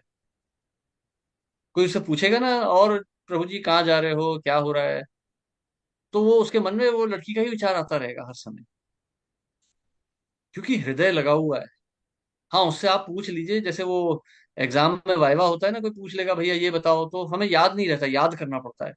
मैथमेटिक्स याद करनी पड़ती है, फिजिक्स याद करनी पड़ती है। परंतु कोई लड़की पसंद आ जाए तो याद नहीं करनी पड़ती, क्योंकि हमारा हृदय लगा हुआ है। तो भक्ति में ना अभी हमारा हृदय नहीं लगा है, अभी हम प्रयास कर रहे हैं, कोशिश कर रहे हैं। जैसे हम फिजिक्स पढ़ते हैं, मैथमेटिक्स, तो हम कोशिश करते हैं, okay, x² + 2ax + y² = 0 solve कैसे करते हैं, हम याद करते हैं, स्मरण करते हैं। स्वाभाविक नहीं रहता। तो स्वाभाविक वो चीज होती है जिसमें हमारा हृदय होता है, जो हमें अच्छी लगती है। तो भगवान अभी हमें अच्छे नहीं लग रहे हैं, इसलिए हम जो है तपस्या कर रहे हैं। परंतु जब हमें भगवान का प्रत्यक्ष होगा ना, तो हमारा हृदय स्वाभाविक लग जाएगा। एक सरल सा उदाहरण आपको देता हूँ। आप अपने जीवन में देखिए, जो भी अच्छा हुआ है भगवान, और सोचिए कि ये भगवान की कृपा से हुआ है। भगवान की कृपा नहीं होती तो ये नहीं होता।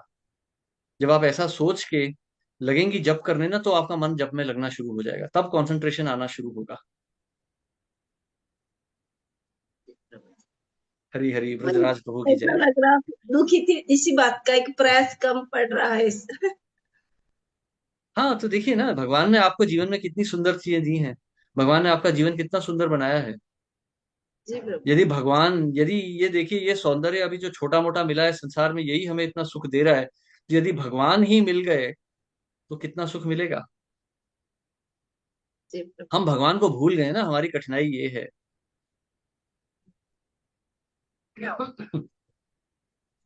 भगवान को याद कीजिए, देखिए भगवान आपको हर जगह दिखेंगे। एक चीज आपको एक उदाहरण देता हूं मैं। इस संसार में सबसे प्रिय वस्तु कौन सी होती है हमारी, किसी भी व्यक्ति के लिए? सबसे प्रिय वस्तु ना माता होती है। जी प्रभु। क्योंकि संसार में सबसे पहला प्रेम ना हमें माता से मिलता है। जब बच्चा पैदा होता है ना, उसे माता की गोद में रखा जाता है।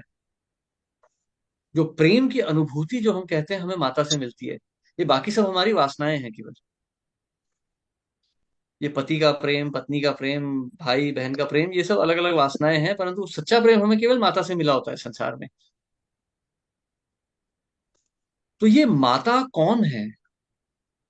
ये माता भगवान के प्रेम के अंश का अंश है। यदि हम इस तरह से स्मरण करें, माता का प्रेम याद करके, तो हमारा हृदय एकदम गदगद हो उठता है ना, चाहे माता जीवित हो या ना हो। हम याद करते हैं कि बचपन में हमें माँ ने कितना प्रेम दिया था। मैं आपको उदाहरण देता हूँ एक सरल सा, जैसे मेरी बहन है, वो हमारी माता से बहुत लड़ती थी। हमारी माता और बहन के बहुत झगड़े रहते थे। परंतु अब हमारी माता नहीं रही, तो हमारी बहन बोलती है, हाँ जब माँ थी तो उन्होंने मेरे लिए ये किया था, वो किया था, ये भी किया था। वो प्रेम नहीं जाता है। लेकिन ये प्रेम क्या था? ये भगवान के प्रेम का एक अंश था। भगवान ने हमें एक, जैसे वो मिठाई वाला होता है ना, एक छोटा सा टुकड़ा देता है कि ये चख के देखो, फिर आप देखते हैं हाँ ये मिठाई अच्छी है, इसको 1 किलो बांध दो। वैसे ही भगवान ने वो एक प्रेम का अंश माता के रूप में हमें दिखाया कि ये देखो, ये प्रेम है। तो यदि हम ऐसे स्मरण करें ना, तो इस संसार की ही शरण लेके हम भगवान को प्राप्त कर सकते हैं। ये संसार में माता का प्रेम इतना शुद्ध हमें मिला था, तो भगवान का प्रेम कितना होगा जो कि असीम है। तो भगवान हमसे कितना प्रेम करते होंगे। इस प्रकार से आप विचार कीजिए, तब आप समझ जाएंगे इस संसार में, इस शरीर में आप भगवान का साक्षात्कार कर पाएंगे। फिर आपका हृदय ना स्वयं भगवान को ही याद करना चाहेगा। फिर आपको संसार में मन नहीं लगेगा। फिर आप छोड़ेंगे क्या, बॉलीवुड बॉलीवुड छोड़ो यार, भगवान कितने अच्छे हैं, मतलब आप हमेशा भगवान के विचारों में खो जाएंगी। फिर आपको भगवान हर चीज में दिखने लगेंगे। और जब आपको डर लगेगा, आप भगवान की शरण लेंगे, हे कृष्ण रक्षा माम। आपको बहुत अच्छा लगेगा, कोई बहुत अच्छी चीज मिल जाएगी, हे भगवान आपकी कितनी असीम कृपा है। जैसे एक प्रभुपाद के एक शिष्य ने हमें बताया था, जब आपके जीवन में कोई कष्ट आ रहा हो, तो भगवान की शरण लीजिए, हे कृष्ण रक्षा दीजिए। और जब जब जब संसार में कोई बहुत अच्छी चीज हो जाए, तो भगवान को धन्यवाद दीजिए कि हे कृष्ण आपकी कृपा कितनी अच्छी है। हर अवसर आप भगवान का स्मरण कर सकती हैं। केवल माला ही उठा के भगवान को स्मरण करना भगवान का स्मरण नहीं है। हालांकि करना चाहिए, क्योंकि हमने दीक्षा ली है, हमने अब अग्नि के आगे, भगवान के आगे संकल्प लिया है, तो करना चाहिए। परंतु भगवान का स्मरण आप हर क्षण कर सकती हैं। हर वस्तु को भगवान, हर वस्तु में भगवान को ढूंढिए। ठीक है। Thank you Prabhu ji, thank you so much. Hare Krishna. Hare Krishna. हाँ। मोहन मुरारी प्रभु जी। हरे कृष्णा प्रभु जी, दंडवत प्रणाम। दंडवत प्रणाम प्रभु। हरे कृष्ण। आपने बहुत अच्छा कथा सुनाई, इसके लिए आपको बहुत बहुत हृदय से धन्यवाद। प्रभु जी, आपने बताया कि एक पति अपने पत्नी का मतलब उद्धार हो सकता है अगर उसका सिर्फ सेवा करने से। हम्म। तो क्या मेरे भक्ति से मेरे माँ बाप का उद्धार हो सकता है? क्यों नहीं? माँ बाप का क्यों, दादा दादी नाना नानी का भी उद्धार हो सकता है। और वो ये कैसे हो ये सकता ना मतलब, देखिए, एक पुत्र क्या होता है, जो हमें पुत्रायति इति पुत्र, जो नरक से बचाता है, वो पुत्र होता है। ये जो भारत में आज जो हम बात करते हैं ना, घर में बेटा पैदा हुआ, बेटा पैदा हुआ, सब खुशी मना रहे हैं, असली में ये इसके पीछे एक प्रथा है। क्योंकि पुत्र पिंडदान करता है, तो माता पिता की रक्षा कर सकता है वो। ठीक है। अब हालांकि हम यदि शास्त्रों में थोड़ा पीछे जाएं, तो जो भारत में दकियानुसी प्रथा आ गई है, जहाँ पे स्त्री को बहुत गौण माना जाता है, पुत्री का वध भी कर दिया जाता है। जैसे राजस्थान में तो होता था ना एक समय में, मतलब बच्चियों को मार देते थे। आज भी गांव गांव में सुना है मैंने, होता है, राष्ट्र में भी होता है ये सब। ये इसके पीछे असली में ऐसा नहीं है। पुत्री भी अपने पिता का उद्धार कर सकती है।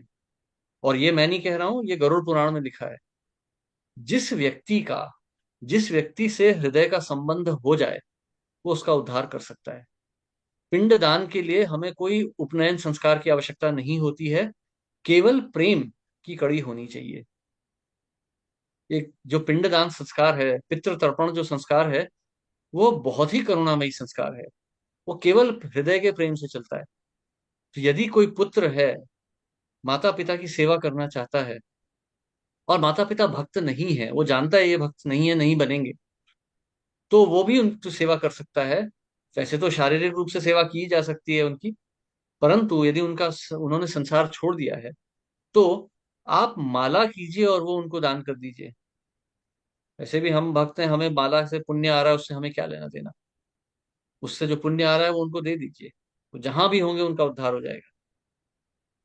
आप भगवान से उनकी रक्षा की प्रार्थना कीजिए। भगवान कहते हैं ना, योगक्षेमम वहाम्य हम। जब महाराज ये थे, ये भरत महाराज नहीं, प्रहलाद महाराज ने यही तो कहा था कि हे भगवान, मुझे स्वयं के लिए कुछ नहीं चाहिए, परंतु ये राक्षस मूर्ख हैं, ये जो दानव गण हैं मूर्ख हैं, ये नहीं जानते इनका भला क्या है। इनका कैसे उद्धार होगा, मेरे पिता का उद्धार कैसे होगा, मेरे पिता अत्यंत मूर्ख हैं, उन्हें नरक से बचा लीजिए। तो भगवान ने तब यही कहा ना कि आप केवल उनसे प्रेम करते हैं, यही बहुत है। उनके उद्धार के लिए केवल यही बहुत है कि आप उनसे प्रेम करते हैं, आप उनके उद्धार का विचार कर रहे हैं। आप यदि माता पिता से केवल प्रेम ही करते हैं, यही उनके उद्धार के लिए काफी है, क्योंकि आप उनसे प्रेम करते हैं और भगवान आपसे प्रेम करते हैं। सरल विचार रखिए ना। मतलब इस प्रकार से सोचिए प्रभु, जैसे मैं कोई खिलौने से खेलता हूँ। अभी आपको एक उदाहरण देता हूँ, मैं एक बहुत सरल उदाहरण देता हूँ। आज मैं परसों यहाँ पहुंचा हूँ, परसों सवेरे भारत पहुंचा हूँ। मैं देख रहा था कि मेरे कुछ पुराने खिलौने रखे हुए थे। अब मेरी खुद की आयु देखिए, अब तो मैं खुद मृत्यु के द्वार पे खड़ा हूँ। लेकिन मेरी माता ने वो संभाल के रखे हुए थे। व्यर्थ के खिलौने हैं, क्या व्यर्थ होगा, 1 रुपए में भी नहीं आएंगे। परंतु माता ने संभाल के रखे थे, क्योंकि माता मुझसे प्रेम करती थी। अब यदि भगवान आपसे प्रेम करते हैं, भगवान तो परम माता परम पिता हैं हमारे। भगवान आपसे प्रेम करते हैं और आप अपने माता पिता से प्रेम करते हैं, तो क्या भगवान आपके माता पिता की रक्षा नहीं करेंगे? भगवान परम पुरुष हैं, परंतु हैं तो पुरुष ही। हमारी चेतना कहाँ से आ रही है? हमारी चेतना भगवान की चेतना का तो अंश है। यदि हम जैसे निष्ठुर व्यक्तियों के हृदय में थोड़ी सी भी करुणा, थोड़ा सा प्रेम हो सकता है, तो भगवान के हृदय में कितना होगा, ये विचार कीजिए। प्रभुपाद कहते हैं ना, यदि आप भगवान को समझना चाहते हैं तो अपने चरित्र का अध्ययन कीजिए। तो यदि माता पिता का उद्धार करना चाहते हैं, तो और भगवान से आसक्ति बढ़ाइए और स्मरण कीजिए भगवान का। और यदि फिर भी आपको शांति नहीं मिल रही है, तो भगवान से सीधे ही प्रार्थना कर लीजिए कि हे भगवान, मेरे माता पिता की रक्षा कर लीजिए। आप इस प्रकार से प्रार्थना कीजिए कि हे भगवान, मैं मूर्ख हूं, आप मेरे परम माता परम पिता हैं, मैं आपको भूल गया। इस संसार में मैंने माया में आके मैंने और कोई माता पिता बना लिए, परंतु अब इनसे प्रेम हो गया है, अब इन्हें नहीं छोड़ पा रहा हूं। तो इनकी रक्षा कर लीजिए। इन्होंने आपके प्रतिनिधित्व, आपका प्रतिनिधित्व करते हुए मेरी रक्षा की है, या आप इस संसार में आपका प्रतीक बन के रहे हैं, आप इनकी रक्षा कर लीजिए। माता पिता का जो हमें प्रेम मिला है, वो भगवान का ही तो प्रेम था ना, जो हमें एक अलग दिशा से आया था। जीव क्या प्रेम कर सकता है? भगवान का ही प्रेम था वो, जो निस्वार्थ प्रेम हमें मिला था। तो इस प्रेम, जिसने हमें ये दिया था, भगवान आप उसकी रक्षा कर लीजिए। इतना तो प्रार्थना हम कर ही सकते हैं। ऐसा करने से हमारा हृदय भी थोड़ा कोमल हो जाएगा। निष्ठुर तो नहीं होना है ना। शिल प्रभुपाद अपने पिता से कितना प्रेम करते थे। सन्यासी हो गए थे प्रभुपाद, 70-75 की आयु में प्रभुपाद कहते थे, हाँ मेरे पिता तो शुद्ध भक्त थे। कोई गलती नहीं है इसमें, कोई गलत बात नहीं है। ये तो हमारी प्रथा है, ये तो वैदिक प्रथा है, तो इसमें चिंता की कोई बात नहीं है। परंतु स्मरण भगवान का रखिए नित्य, क्योंकि ये जो माता पिता का प्रेम, आप या तो आपको खोने का भय है, या जो आप खो चुके हैं, ये आपको पूर्ण रूप से वापस मिलेगा। भगवान कोई हमें धोखा देने नहीं आए हैं यहाँ पे। भगवान हमारा कुछ छीनने नहीं आए हैं यहाँ पे, भगवान हमें देने ही आए हैं। तो यदि हमें ऐसा लग रहा है कि माता पिता का प्रेम भगवान ने छीन लिया है, तो ऐसा नहीं है। आप शुद्ध स्मरण कीजिए, वो प्रेम आपको पूर्ण रूप से मिलेगा, शुद्ध रूप से वापस मिलेगा। ठीक है। ठीक है प्रभु जी, हरे कृष्णा प्रभु जी, बहुत बहुत धन्यवाद। हरे कृष्णा। हरे कृष्णा। प्रद्युम्न प्रभु। हरे कृष्णा प्रभु जी, दंडवत प्रणाम। दंडवत प्रणाम प्रभु प्रभु। जी, मेरा जिज्ञासा है कि भक्तों के संग में हम कैसे प्रश्न पूछें। हाँ भक्तों के संग करते समय क्या विचार हाँ से पूछना चाहिए। हाँ, ये बहुत गहरा प्रश्न है प्रभु आपका। प्रभु देखिए, भक्त कौन होते हैं? भक्त भगवान के प्रतीक हैं, भगवान के प्रतिनिधि हैं इस संसार में। तो भक्त जो होते हैं, हमें उतना ही उन्हें सम्मान देना चाहिए जितना यदि भगवान आ जाए तो हम उन्हें देंगे। तो हमें उसी आदर सम्मान से उनके साथ रहना चाहिए। तो यदि भगवान आ जाएंगे तो हमसे क्या पूछेंगे? हम ये तो नहीं पूछेंगे, भगवान आप आ रहे थे, सड़क कैसी थी, गंदी थी, साफ थी, आप रहते कहाँ हैं? ये तो नहीं पूछेंगे। हम उनके संदर्भ में पूछेंगे, हे भगवान, आपकी भक्ति कैसे की जा सकती है, आपको प्राप्त कैसे किया जा सकता है। तो इसी प्रकार का विचार जैसे हम पासपोर्ट ऑफिस जाते हैं तो हम क्या पूछते हैं कि पासपोर्ट क्या बनेगा, क्या कागज पत्र लगेंगे इसके लिए, कितना समय लगेगा, यही पूछते हैं ना हम। ड्राइविंग लाइसेंस हम्म, लेने जाते हैं तो यही पूछते हैं कितना समय लगेगा, क्या टेस्ट देने पड़ेंगे। वैसे ही भक्तों से मिलते हैं। अब ड्राइविंग लाइसेंस देने वाला तो वही व्यक्ति तो हमें नहीं देगा, वो तो कोई ऑफिस होता है। जो व्यक्ति बैठा है वो तो प्रतिनिधि है, वो तो एक क्लर्क है। परंतु हम उसी से पूछते हैं कि भाई आप आरटीओ के प्रतिनिधि हो, आप बताइए कि किस तरह से ड्राइविंग लाइसेंस मिलेगा। वैसे ही भगवान के भक्त से हमें यही पूछना चाहिए कि भगवान कैसे मिलेंगे, भगवान को प्राप्त कैसे किया जाता है, विधि क्या है, इस प्रकार से। तो भक्तों का संग जब हम कर रहे हैं तो हमें भूल कर भी माया का विचार नहीं करना चाहिए। हाँ, थोड़ा प्रेम संदर्भ तो रहेगा ही थोड़ा सा। अब प्रभु जी हैं तो हम पूछेंगे, हाँ प्रभु जी आपकी पत्नी कैसी है, बच्चे कैसे हैं, सब ठीक चल रहा है, आपकी व्यवस्था ठीक है कि नहीं। परंतु ये हमारा संदर्भ नहीं है, तो उद्देश्य नहीं है। हम प्रभु जी से उनकी पत्नी के बारे में पूछने नहीं गए हैं। हम उनसे पूछने गए हैं कि भगवान को वो कैसे प्राप्त कर रहे हैं। जब ऋषि वशिष्ठ मिलने आए थे दशरथ महाराज से, नहीं, जब विश्वामित्र मिले थे इनसे, सीता माता के पिता से, तो उन्होंने यही प्रश्न किया था कि मुक्ति के मार्ग में आपकी यात्रा कैसी हो रही है, आपकी जो है, आपकी कितनी प्रगति हो रही है मुक्ति की, मुक्ति के मार्ग में।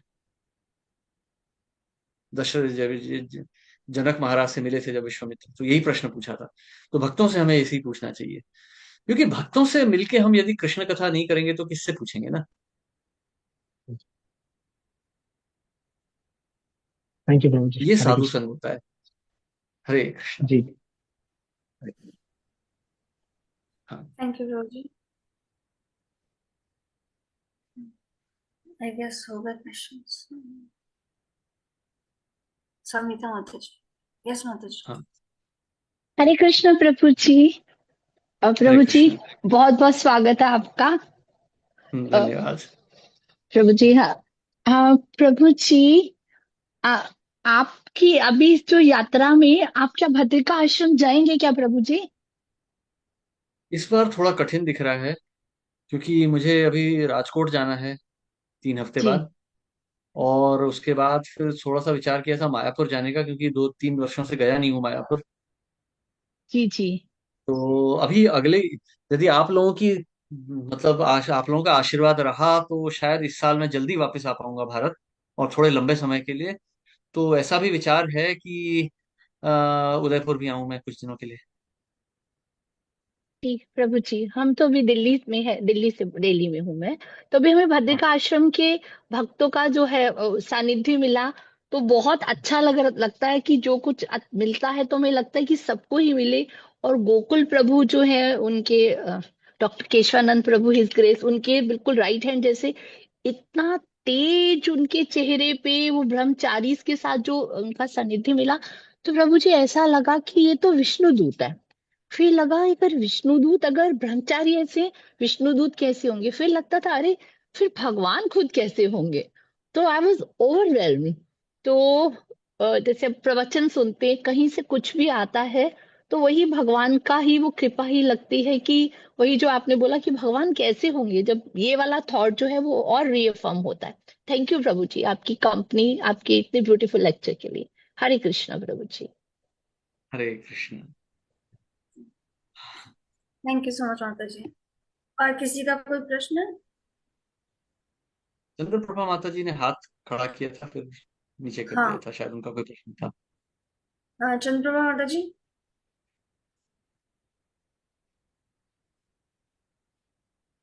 हरे कृष्णा माता जी। हरे कृष्ण माता जी। माता जी आपका कोई क्वेश्चन है? जी माता जी, एक था। हरे यस माता कृष्णा जी। प्रभु जी, पंचांग हरे प्रणाम। कृष्ण। अ, हम्म। प्रभु जी, मैं ये पूछ रही थी कि जैसे हम सब आत्मा है, तो फिर स्त्री और पुरुष का भेद क्यों करते हैं हम अट्रैक्शन के मामले में? बहुत अच्छा प्रश्न है ये। देखिए, अ, आप रोटी खाती हैं, यस प्रभु जी। आप तो आत्मा है, आत्मा को कौन सी रोटी की आवश्यकता है। नहीं है, पर देखिए। जैसे हाँ। क्योंकि हमें हाँ। यही समझाया जाता है कि हम प्रभु के अंश हैं और हम मतलब उन्हीं की वो हाँ। हैं। तो फिर आत्मा तो हम, ये चीज लोग क्यों नहीं समझ पाते कि भाई आत्मा ही तो है हम सब, चाहे वो कितनी भी सुंदर हो, हाँ आत्मा ही है। मेरा ये था हाँ, ये ये पूछना। जानना आवश्यक है, परंतु इसे समझना बहुत कठिन है। जी नहीं, जी आपका प्रश्न ना मामूली नहीं है, इसका ये गहरा प्रश्न है, इसका उत्तर भी उसके हिसाब ही देना चाहिए। देखिए, आपका प्रश्न बहुत गहन है। देखिए क्या होता है, जैसे हीरा होता है ना, हीरा जी जी जब खदान से निकलता है तो हीरे जैसा दिखता भी नहीं है। जी प्रभु जी। हीरा जब निकल के आता है ना, ऐसा एक बिल्कुल एक कांच के टुकड़े जैसा दिखता है, गंदा संदा टेढ़ा मेढ़ा होता है बिल्कुल, उसमें बिल्कुल। कोई वो शाइन नहीं होती है हीरे के ऊपर। जी प्रभु उसको जी। जब काट के पॉलिश किया जाता है ना, तभी वो निखरता है, तब वो हीरा बनता है। जी जी कच्चे हीरे की कोई ज्यादा मूल्य नहीं होता है, कच्चे हीरे को जब पॉलिश किया जाता है तब वो हीरा बनता है। जी प्रभु ठीक है, जी। तब तक वो हीरा ही है, लेकिन मूल्यवान नहीं है। उसी प्रकार से जीवात्मा शरीर के अंदर अटका पड़ा है। कच्चे हीरे को आप हारों में नहीं लटकाएंगे, बड़ा ही गंदा दिखेगा, सफेद सफेद जी सा दिखेगा। जब उसे तराश दिया जाएगा तब वो चमकता है। जी वैसे ही हम शरीर में फंसे पड़े हैं। यहाँ पे पुरुष जी स्त्री कुत्ता बिल्ली पेड़ पौधा ही दिख रहा है। जी प्रभु फिर जब इसे हम हरिनाम का स्मरण करते हैं, धीरे धीरे कृष्ण प्रेम का उदय होता है, तब वो आत्मा के स्तर पर पहुंचता है। जी प्रभु जी। उससे पहले वो शरीर रहेगा। तो इसलिए हमें शरीर के नियमों का पालन करना पड़ता है। तो इन्हीं नियमों में से एक ये भी नियम है कि पुरुष स्त्री का संग बहुत खुल के ना किया जाए।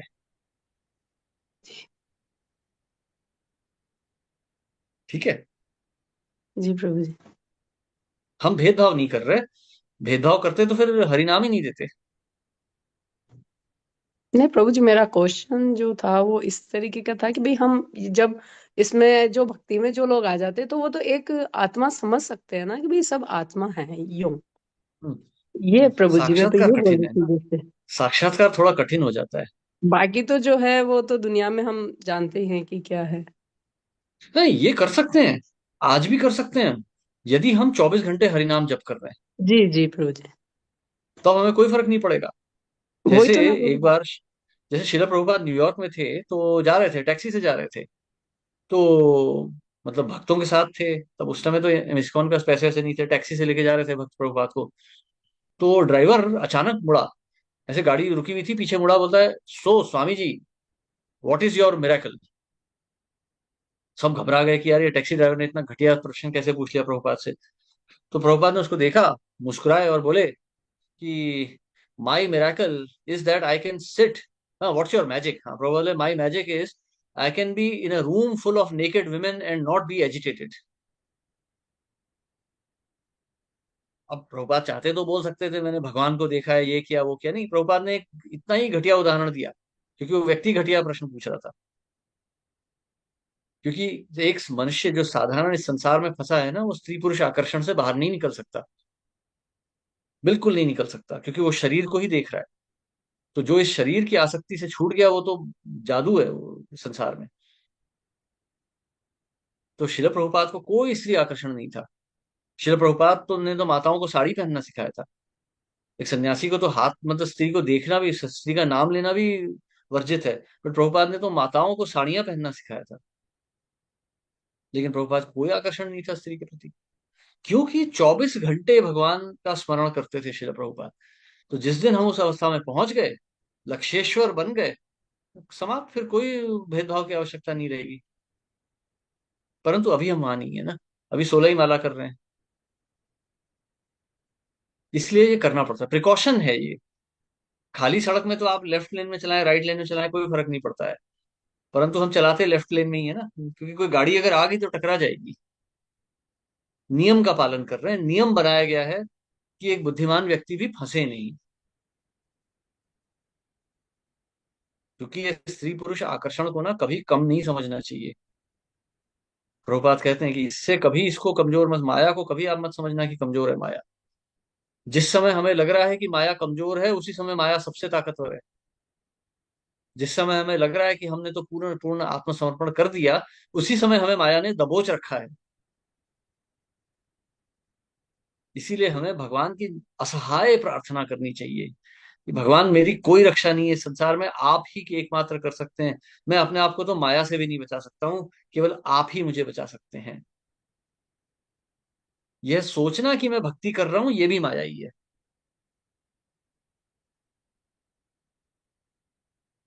ठीक है माता जी।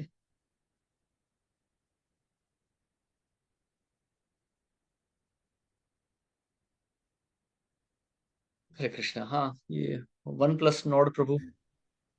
पदम पदम माता जी।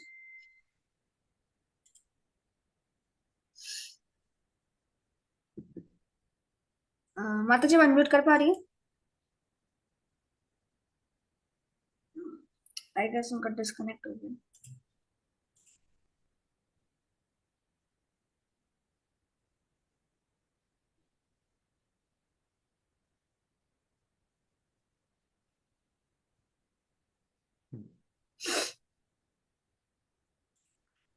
यस पदम माता जी, आप अनम्यूट कर पा रही हैं? हरे हरे कृष्णा। कृष्ण। आपको कोटि कोटि आपने हर प्रश्न इतना जवाब दिया, और आपने रायपुर जाऊंगा इधर जाऊंगा तो मुझे दुख हो रहा था कि आपने उदयपुर का नाम नहीं लिया। फिर आपने बोला मैं उदयपुर आऊंगा, तो बहुत खुशी हुई। आपका दर्शन की अभिलाषा रखती हूँ कि अति शीघ्र आपका दर्शन हुआ। अपने इतने जवान आदमी, आपकी जो सोच है, आपकी भक्ति है, आपका जो ज्ञान है, इसके मैं वर्णन नहीं कर सकती। जब जब मैं आपको सुनती हूँ मुझे बहुत अच्छा लगता है, और मुझे कभी कभी मन भी करता है कि आपको फोन से भी कुछ प्रश्न पूछूं, पर आज अपने पत्नी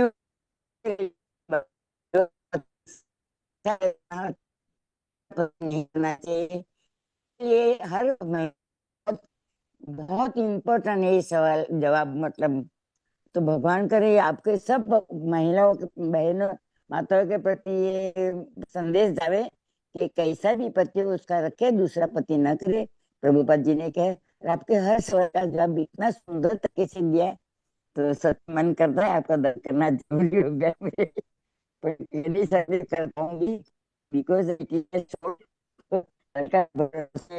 टेक ऑफ हो जाएगा। But I wish के आपका दर्शन हो जाए मुझे तो बहुत।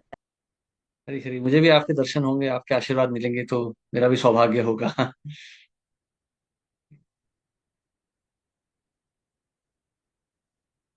ठीक है, तो यदि कोई प्रश्न नहीं है तो आज समाप्त करें हम। Yes Prabhu ji, thank you so much Prabhu ji. Wonderful class Hare and Krishna. Wonderful explanations. Thank you very much, wonderful association, wonderful devotees, and I hope to see you someday. Sure Prabhu ji, we are waiting. Yes, so hopefully यदि हो सका तो मैं शायद जब हमारा नवंबर दिसंबर के आसपास टाइम मिला तो मैं अवश्य आऊंगा। योगेंद्र वंदन प्रभु से भी बात हुई है मेरी, तो हो सका तो उस समय मैं कार्तिक के समय आने का प्रयास करूंगा अवश्य ही। श्योर श्योर प्रभु जी, why not. Thank you very much. I request everyone, please unmute yourself to thank Prabhu ji. हरे कृष्णा हरे हरे हरे कृष्णा कृष्ण कृष्ण हरे हरे हरे हरे राम राम हरे हरे राम राम राम हरे हरे राम राम राम प्रभुपाद की जय। हरे हरे हरे प्रभुपाद की जय। जय प्रभु मधु सेविका दास की जय। जय जय जय। नवेद गौर भक्त वृंद की जय। की जय। Thank you so much, Prabhuji. Wonderful class.